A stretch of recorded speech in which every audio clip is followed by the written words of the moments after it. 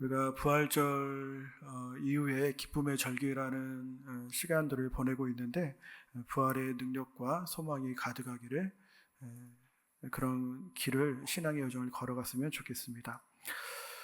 우리가 계속해서 이제 주일에 마태복음에 나오는 산상수훈이라는 내용을 함께 보고 있습니다.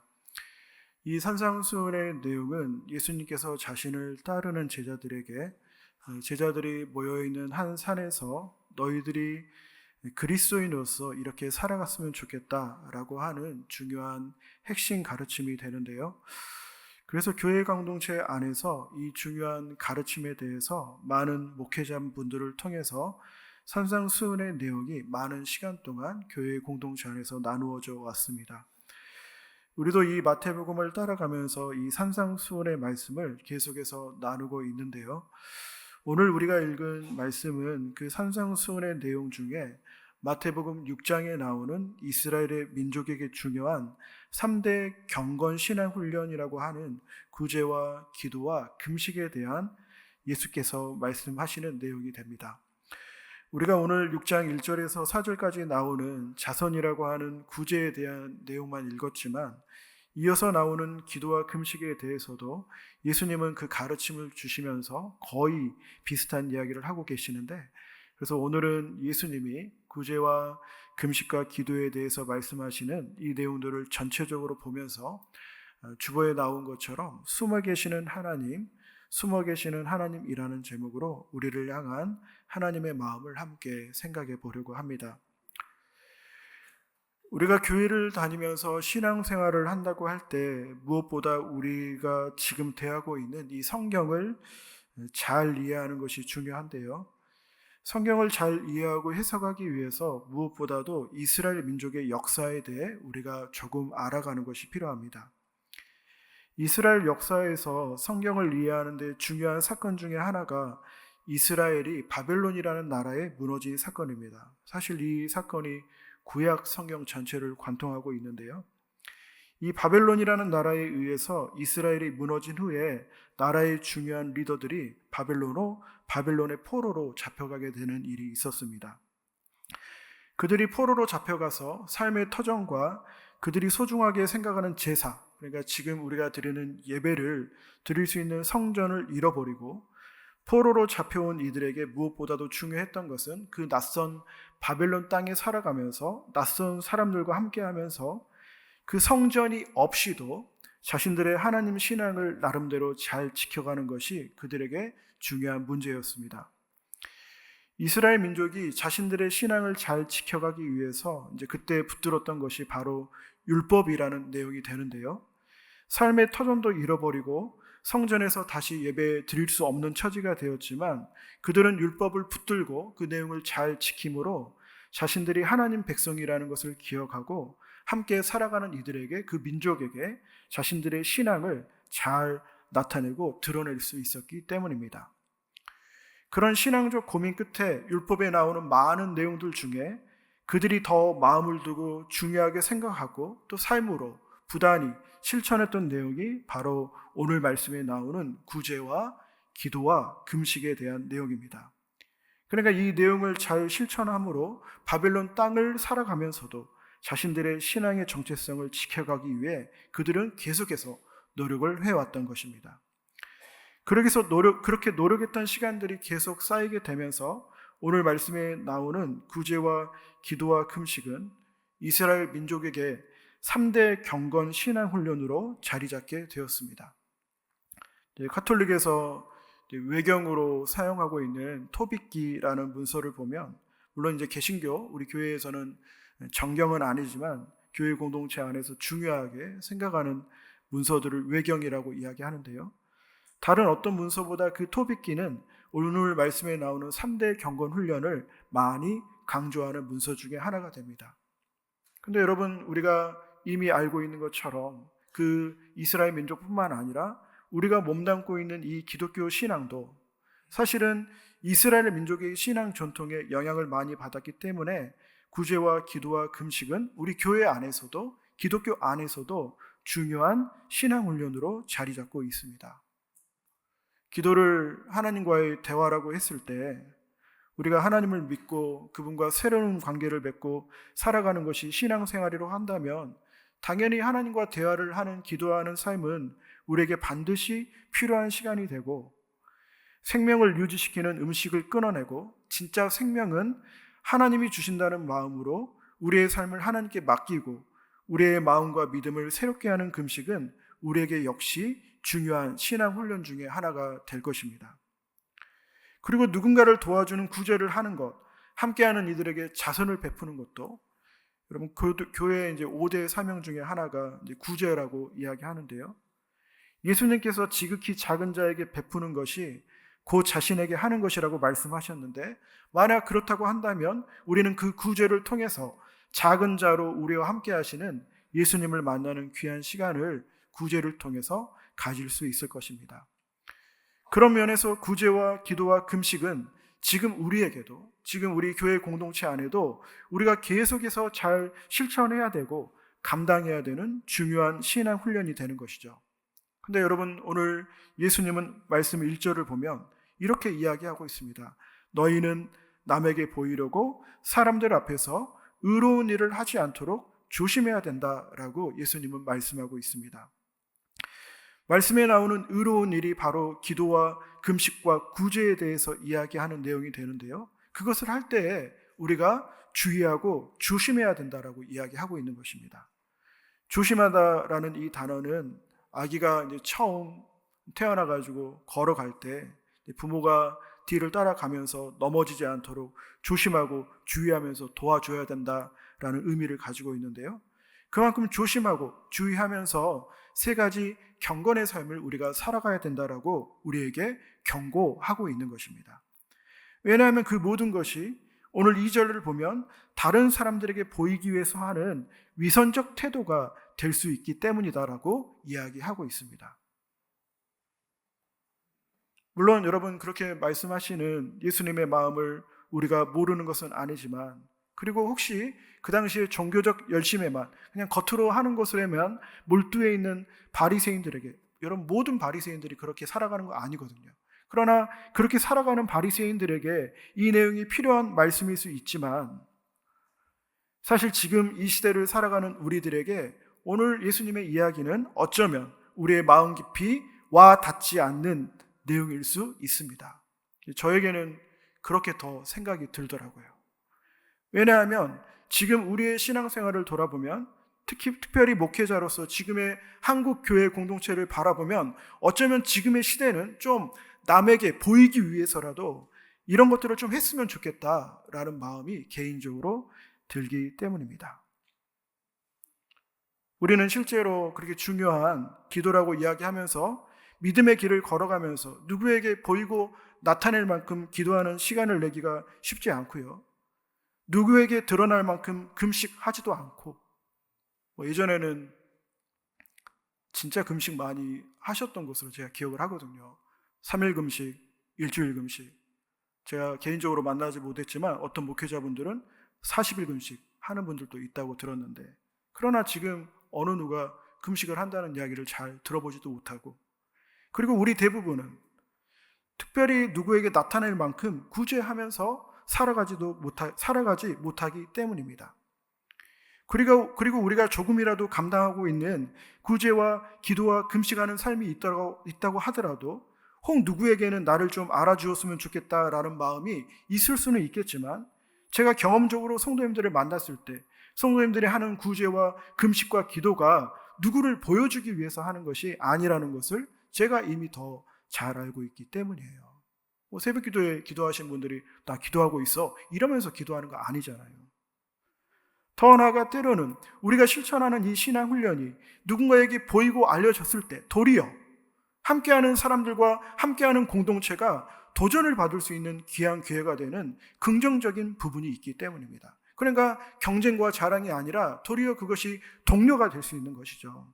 그래서 요즘에는 그런 게 숨겨지기보다 좀 드러나서 다른 성도들을, 함께하는 이들을 격려 좀 했으면 좋겠다라는 마음이 개인적으로 드는 것입니다.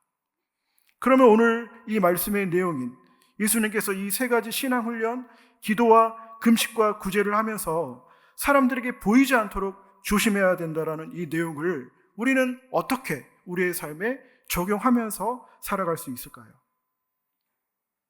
말씀을 보면서 우리에게 바로 적용할 수 있는 메시지는 자신을 드러내고 세우기 위해서 하는 신앙 훈련은 우리의 신앙이 성장하는 데 도움이 되지 않는다라는 내용이 될 것입니다.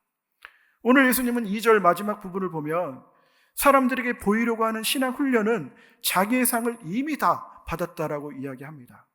기도와 금식에 대해 이야기할 때도 우리가 읽지는 않았지만 예수님은 이 말씀을 반복해서 이야기하고 있습니다. 그들은 자기의 상을 이미 다 받았다. 여러분, 하나님 앞에서 하는 이 신앙 훈련, 기도와 금식과 구제는 무엇보다도 하나님과의 깊은 만남을 위해서 하는 것입니다. 하나님께 가까이 가기 위해, 하나님의 마음과 가까워지기 위해 금식하고 기도하고 사랑을 베푸는 삶이 필요한 것이죠. 그런 면에서 여러분, 우리의 진실한 마음이 그 행동에 담겨 있지 않으면 오늘 말씀이 도전하는 것처럼 혹 자신을 드러내기 위해서만 하는, 아니면 마음 없이 겉으로만 하는 그런 신앙훈련은 당연히 하나님과의 관계 형성에 하나도 도움이 되지 않는 것입니다. 사람들과의 관계에서도 우리가 겉으로만 만약에 행동을 한다면 그 관계에 도움이 되지 않는데 당연히 하나님과의 관계에서도 마찬가지가 되는 것이죠. 그래서 오늘 예수님은 그들은 이미 자신들의 상을 다 받아버렸다라고 말씀을 하고 그 신앙훈련에 대한 대가를 다 받아버렸다라고 이야기하고 있는 것입니다. 그래서 여러분, 우리에게 필요한 것은 완전한 100% 사적인 의도 없이 행동하는 것이 우리에게 너무나 어려운 것이지만, 그럼에도 불구하고 보이기 위한 신앙훈련이 아닌 하나님 앞에서 하나님을 진심으로 사랑하는 마음, 하나님 마음에 가까이 가고자 하는 그런 마음으로, 단순한 마음으로 기도하고 금식하고 구제하는 삶을 감당하는 것이 우리에게 필요할 것입니다.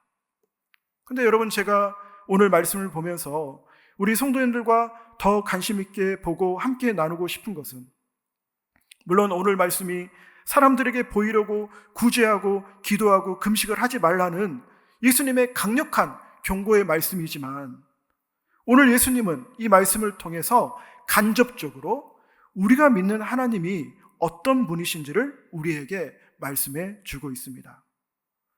오늘 예수님은 8절을 보면 너희들이 구제를 할 때 오른손이 하는 것을 왼손이 모르는 것처럼 해야 되고, 4절에서는 우리의 모든 구제와 자선 행위를 드러내지 말고 숨겨두어야 된다라고 말씀하고 있습니다. 근데 여러분, 그렇게 해야 되는 이유에 대해서 어떤 얘기를 하냐면, 물론 다른 이들에게 보이지 않기 위해서 해야 하는 것이지만 예수님은 이렇게 이야기합니다. 숨어서 계시는 하나님이 우리의 모든 것을 하나님이 갚아주시기 때문이다 라고 이야기하고 있습니다.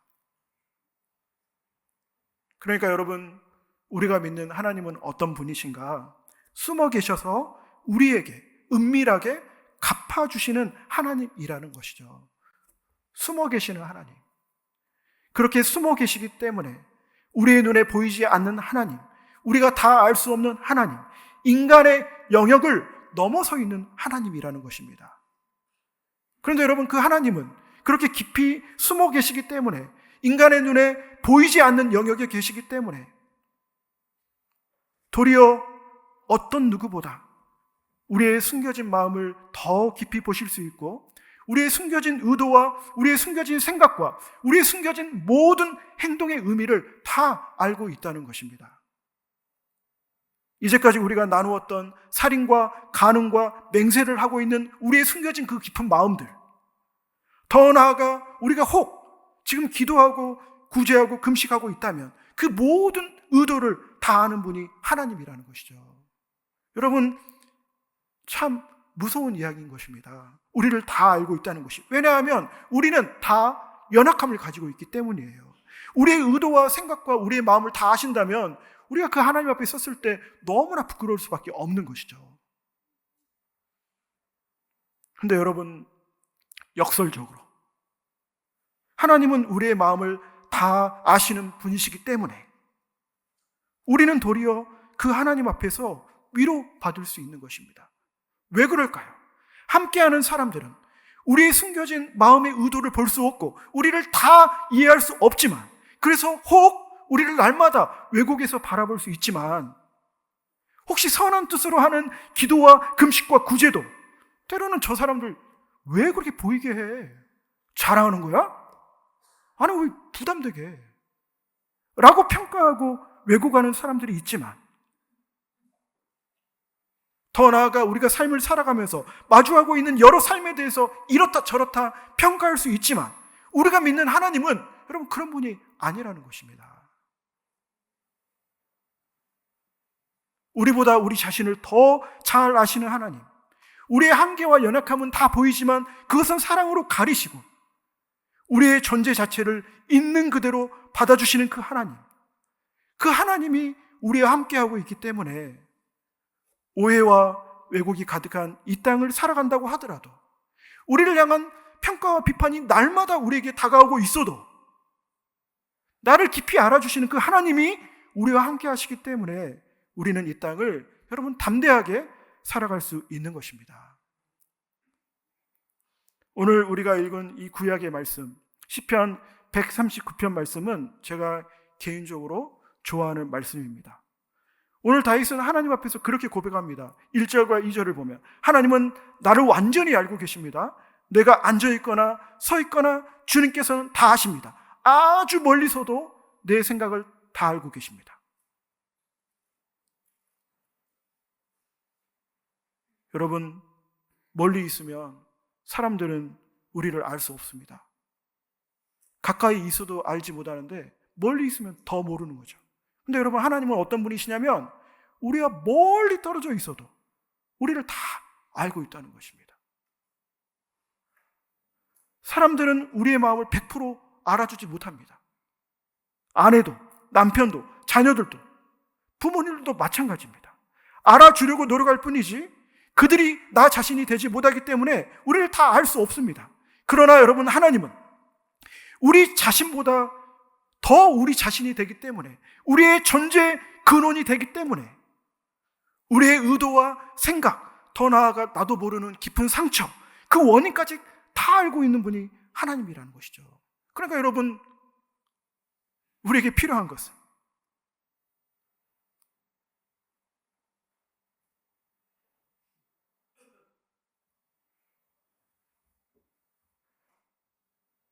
우리가 함께하는 사람들을 찾아가고 나아가는 것도 필요하지만, 우리를 정말 그렇게 깊이 아시는 하나님께 날마다 나아가는 것이 필요한 것이죠. 여러분, 그곳에서 나에게 말씀하시는, 나를 위로하시고 나를 알아주시는 그 하나님을 우리가 만나야 되는 것입니다. 말씀을 통해 나를 위로하시는 음성을 듣고, 기도하면서 듣고, 구제하면서 듣고, 금식하지 못할지라도 절식하면서 듣고, 바라는 것은 우리 모두가 우리를 그렇게 알아주시는 하나님 앞에 나아가 그 하나님 앞에서 온전히 이해받고 위로받는 그런 귀한 신앙의 여정을 걸어가는 우리 사랑하는 성도님들 되시기를 간절히 바랍니다. 더 나아가 우리 교회 공동체가, 저는 우리 강림교회 공동체가 이 숨어 계시는 하나님을 닮아가는 교회가 되었으면 좋겠습니다. 사람들을 왜곡하지 않고 보는 공동체가 되었으면 좋겠어요. 한 교육자분이 저에게 이제 그런 이야기 하더라고요. 우리는 상대방을 너무 쉽게 해석하는 것 같다. 제가 한참 듣고 생각했습니다. 해석한다? 나는 내 마음대로 상대방을 해석하고 있는 거 아니야? 여러분, 우리 교회 공동체는 다른 이들을 볼 때 자신의 마음대로 해석하지 않고 있는 그대로 받아주시는 하나님을 닮아갔으면 좋겠습니다.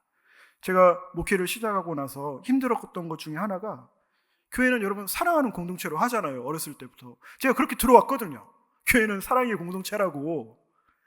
그래서 교회는 경쟁과 평가가 없겠지 라는 마음으로, 물론 이제 수많은 이유가 있었겠지만 그 중에 하나 붙잡고 여러분 순수한 마음으로 목사가 되기로 결정했거든요. 아, 행복하겠구나. 근데 제가 춘천에서 처음 사역했는데 교육전도사 사역을 시작하자마자 느꼈습니다. 와, 교육자의 세계가, 교육자의 세계도 더 경쟁적이구나, 더 평가받는구나.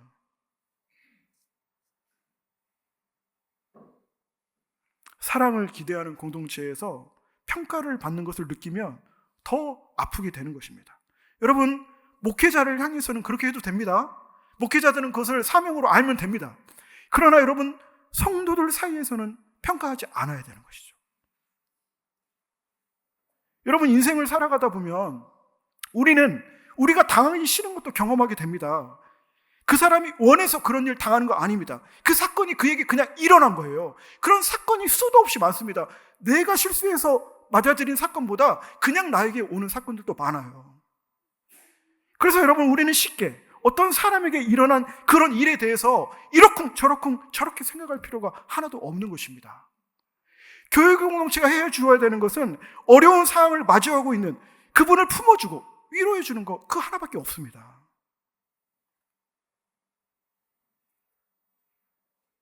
지난주에 제가 말씀드린 드라마가 있는데요, 그 드라마에서 나온 영상을 보는데 그 여자 주인공이 남자 주인공을 안아주면서 도움이 되고 있어요. 그런 이야기를 하더라고요.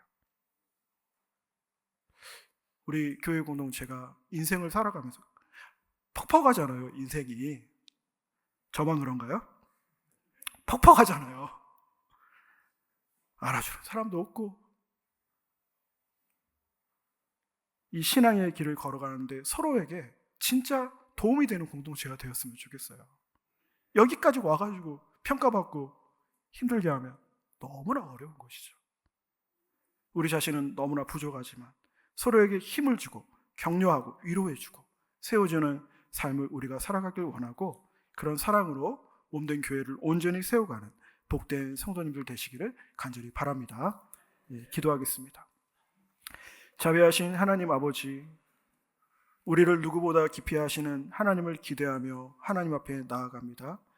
사람들은 우리의 마음을 다 알지 못하고 때로는 오해하고 왜곡하여 바라보기도 하지만 하나님은 우리의 눈물과 상처와 숨은 기도까지도 아시는 분임을 믿습니다. 우리 교회 공동체가 서로를 쉽게 판단하고 평가하는 공동체가 아니라 있는 모습 그대로 품어주고 세워주는 공동체가 되게 하여 주옵소서. 상처 입은 자를 위로하게 하시고 지친 자에게 힘이 되어주며 서로의 믿음을 격려하는 사랑의 공동체가 되기를 원합니다. 뿐만 아니라 우리의 신앙이 보여주기 위한 신앙이 아니라 하나님 앞에서 자라가는 신앙이 되게 하시고, 우리의 골방에서 하나님을 만나며 말씀과 기도 가운데 우리 자신을 새롭게 발견하는 은혜를 우리 가운데 허락하여 주옵소서. 우리 주 예수 그리스도의 이름으로 간절히 기도하옵나이다. 아멘.